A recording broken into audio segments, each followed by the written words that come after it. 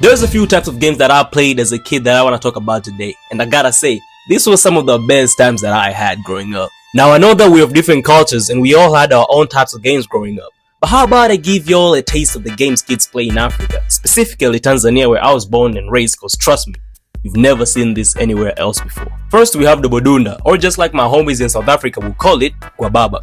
Now Dobo is a Swahili word that stands for nutmeg, and Dunda originally stands for bounce, but in football terms it means beat up. You should be warned, this is the second most violent and dangerous game you can ever play. And if you're wondering which one's the first, shh, stick till the end of the video to find out. So how this game works is that there will be a solid number of players, a football, and a post. Each player is a solo player, as in there's no teams. The goal of the game is to make sure that you nutmeg any and as much players as possible, but at the same time, you should avoid to get nutmegged yourself. For those who don't understand football lingo, a nutmeg is when a player crosses the ball in between another player's legs. The reason as to why you should avoid a nutmeg at all costs is that when you get a nutmeg, each and every player will have full permission to beat up any part of your body until you are able to run away and make your way and touch the post. So from the jump, this already sounds like a red flag, but a boy's mind doesn't work like that. By the time we're on that field about to start playing, I bet we all be thinking, when else will I get the opportunity to violate and beat up these fools with no fear of retaliation? Like I remember this time back in high school when me and one of my boys, for the sake of this video we're gonna call Jason, decided that it was a good idea to participate in this game. The key characters in this story were Thomas, Ali, and Joshua. I'm not gonna mention the rest of the players' names cause it was like 8 of us, but all you should know is that me and Jason weren't the biggest guys there. In fact, it was the first time for both of us playing this game with these behemoths, so we were fresh meat and that automatically gets us a target on our backs. We gather around and get ready to play. We throw the ball up, and as soon as the ball landed on the ground, this nigga Ali pulls a bachi and nutmegs me, Jason, and Joshua at the same time. He stops, turn, then point at the three of us while having the biggest, most menacing smirk on his face. I instantly start booking it, bro. My entire vision focusing at the post. I must have had my Sharingan on that, plus the help of my ancestors, cause I was able to dodge all the hands that tried to catch me. I made it to the post, and another hand touches the post. I look up, and it's Jason. But wait a minute, it was 3 of us. So I turn around and this nigga Thomas was holding Joshua as he was trying his level best to fight for his life, but it was too late cause the level of jumping that took place at this field was historic. Joshua got jumped so hard to the point that this guy stopped, walked away, and the game ended right then and there, leaving Joshua in the iconic Yamcha pose, tears coming out his eyes and all his pride stripped away from him. Second on the list is Ready. Now Ready is a game played by girls. What does the word mean? I don't know. What I know though is that its biggest spectators were boys. This game is similar to dodgeball, but it's not dodgeball. So you'd have one girl on one side and another girl on the opposite side, and as many match girls you want in the center.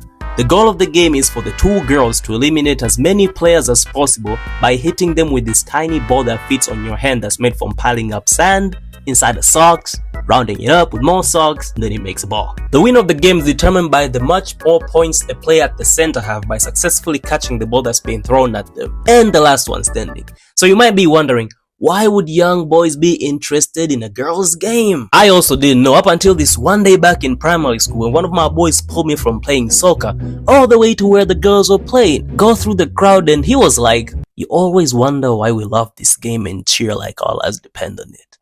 Watch.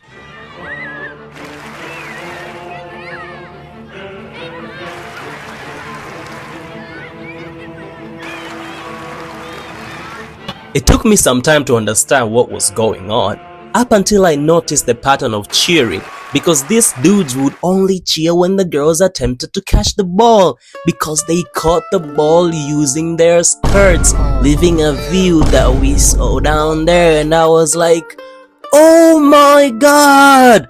So this is why y'all love this game! Eventually, the viewership of the male audience of this game started going down, and that's because the girl caught up to the scheme and updated the regulations of the game by tying their sweaters on their waist and using them instead of the skirt to catch the ball. Third on the list is Mpira Visoda. Mpira means ball and Visoda means bottle tops. You see, while you are busy playing FIFA, or as they call it these days with this fraud of a name, FC, we had our own version of that, minus the console controller and the TV, of course. What we do is that we draw a soccer field on sand or concrete, arrange the bottle tops with different football formations just like how they do it in the beginning of every football match, and then place any tiny round seed and use it as a ball, and take rounds hitting this seed with the bottle tops till it reaches the opponent's goal and score. You see, I don't care what you think about sports, but there's a reason as to why football is the greatest game to ever exist. Because anything football related is always taken seriously. It's a life or death matter. Bro, I remember just how many rules we had for this game,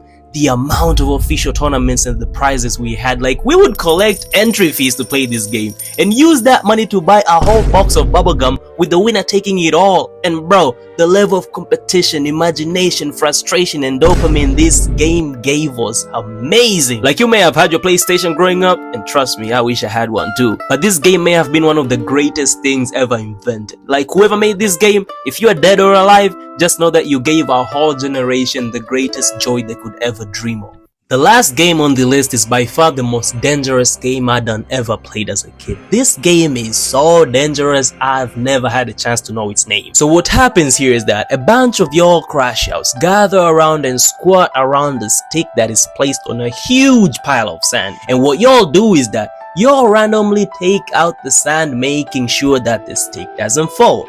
For whoever is responsible for making the stick fall will be beaten until they make their way to a selected mark, which is either a pole or a tree. Similar to Double Dunda, but not the same. You see, the reason this game is more dangerous than Double Dunda is that with Double Dunda, you are standing, you're already running, your blood is pumping, so your accelerator is already on. But with this one, y'all are squatting and on zero acceleration, so from the jump, you are on a negative. I've only ever played this game once and never again. I would have told you why, but that's a story for another day. Word of advice to anyone who's responsible for the stick to fall though: never trip, don't fall, don't explain yourself to anybody, and last but not least, don't look back when you are running, just run. Your life is already in danger. Or this is a game that's meant for kids, but should have come with that WWE cord. You know, they don't try this at home, school, or anywhere else. It is that dangerous. So yeah guys, those are the games that I wanted to share. I mean, there's more of course, like pushing tires, hide and seek, water guns and play fights,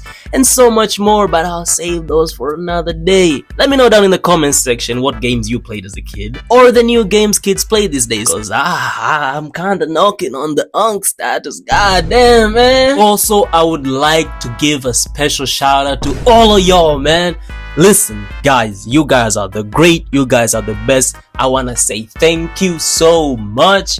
It's happening, like I'm seeing this community grow. You guys are sharing my videos, y'all is liking them too, man. Yo, what? Hey man, listen, thank you so much. Like, I'm just a dude, an artist making art, and y'all like my art, man. This really gives me joy, so thank you guys so much. Don't stop now, we gotta keep going though, so hit the like button, share the video, subscribe if you're new, and amen, stay safe in them streets. Von out.